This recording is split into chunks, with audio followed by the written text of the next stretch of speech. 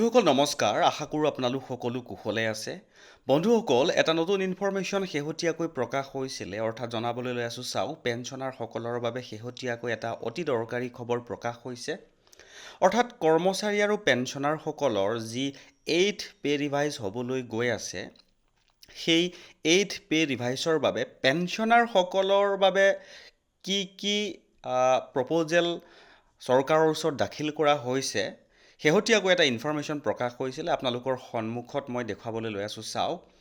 revision of pension and family pension অৰ্থাৎ pension আৰু family পেঞ্চনৰ ভিতৰত কি ৰিভাইজ কৰিবলৈ কাৰণে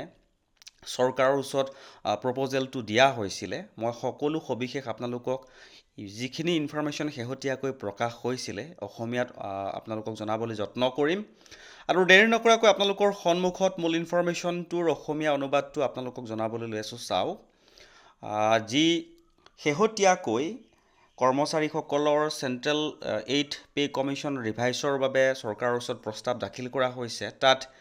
এই ইনফৰমেশ্যনসমূহ ইনক্লুড কৰা হৈছে যে অৱসৰৰ পাছত মৰ্যাদাপূৰ্ণ আৰু সন্মানজনক জীৱন যাপন কৰিবলৈ দুজন সদস্য থকা পৰিয়ালৰ বাবে পেঞ্চনটো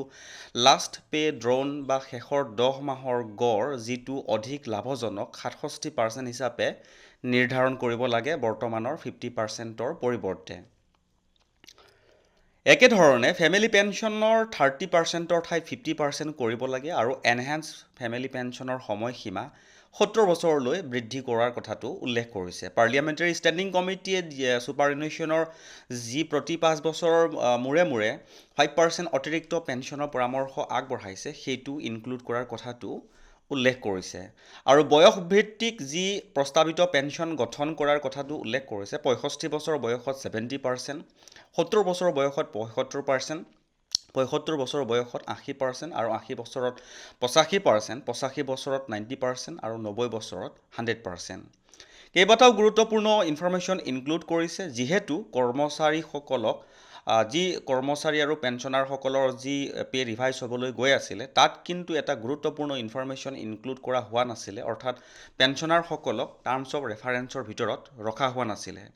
যিটো সুপ্ৰিম কোৰ্টৰ ৰায়ৰ বিপৰীত বুলি এই ইনফৰমেশ্যনটোত প্ৰকাশ হৈছে যিটো শেহতীয়াকৈ প্ৰকাশ হৈছিলে আৰু শেহতীয়াকৈ সুপ্ৰিম কোৰ্টে কৈছে যে পেঞ্চনাৰসকলক চাকৰিত কৰ্মচাৰীৰ সৈতে তুলনা কৰি দিয়াৰ আদিত বৈষম্য কৰিব নোৱাৰিব আৰু এনে বৈষম্য article 14 of the constitution of ইণ্ডিয়াৰ উলংঘন কৰা হ'ব বুলি উল্লেখ কৰিছে গতিকে পেঞ্চনাৰসকলকো বা ফেমিলি পেঞ্চনাৰসকলকো 8th পে ৰিভাইজৰ আওতালৈ আনিব লাগে আৰু সকলো নগৰ আৰু গাঁৱত যিহেতু ঘৰৰ ভাড়া বৃদ্ধি পাইছে গতিকে পেঞ্চনাৰসকলৰো হাউচ ৰেণ্ট এলাউন্সটো দিব লাগে অৱসৰৰ পাছত বাসস্থানৰ প্ৰয়োজন নহয় বুলি তেনেকুৱা কোনো কথা নাই আৰু পেঞ্চনাৰসকলকো লিভ ট্ৰেভেল কনচেশ্যনটো দিব লাগে বয়স বৃদ্ধিৰ লগে লগে বহু পেঞ্চনাৰৰ এলমাইজাৰ ডিজিজ ডিমেনচিয়া পেৰালাইচিছ ইত্যাদি ডাঙৰ ৰোগত ভোগে যাৰ বাবে হোম নাৰ্ছ কেয়াৰটেকাৰ ইত্যাদি সেয়া মেডিকেল